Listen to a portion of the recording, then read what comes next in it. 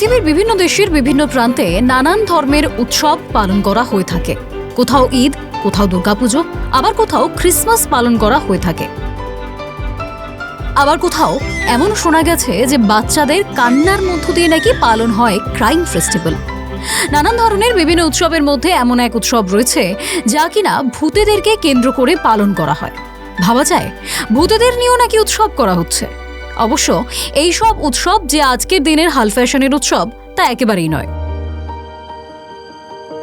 হিন্দুদের যেমন পালন হয় ভূত চতুর্দশী, তেমনি আবার যারা খ্রিস্টান ধর্মের রয়েছেন তাদের মধ্যে পালন হয় হ্যালোউইন।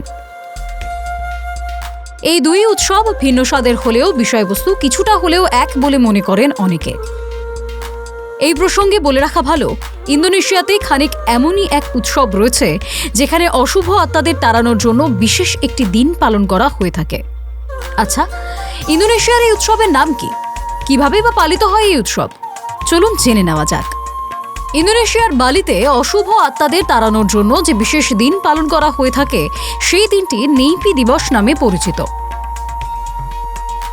এই দিন সমগ্র বালি 24 ঘন্টার জন্য সম্পূর্ণ নীরবতা পালন করে থাকে। নেইপি হলো একটি হিন্দু উৎসব যা কেবল ইন্দোনেশিয়ার বালিতেই পালন করা হয়। এটি বালিতে যারা বসবাস করেন তাদের জন্য নীরবতা, উপবাস এবং ধ্যানের দিন। তবে অহিন্দু এবং পর্যটকদেরও শব্দ এবং ভ্রমণের উপর বিধি নিষেধ মেনে চলা বাধ্যতামূলক।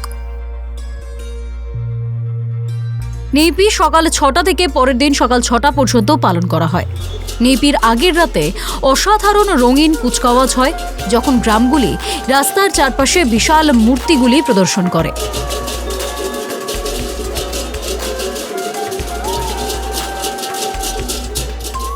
এগুলোকে ওগো ওগো বলা হয় এবং এগুলি সেই অশুভ আত্মাদের প্রতিনিধিত্ব করে যাদের নেইপিতে যাওয়ার আগে মূর্তিতে তাড়িয়ে দেওয়া হয়েছিল।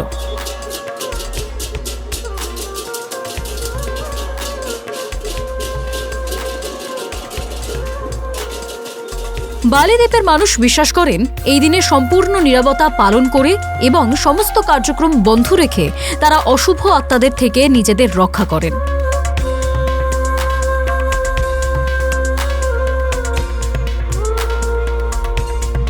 তাদের বিশ্বাস, অশুভ আত্মারা পৃথিবীতে নেমে এসে যদি দেখে যে দ্বীপটি সম্পূর্ণ জল শূন্য এবং শান্ত, তবে তারা মনে করে সেখানে কেউ নেই এবং তাই তারা ফিরে যায়।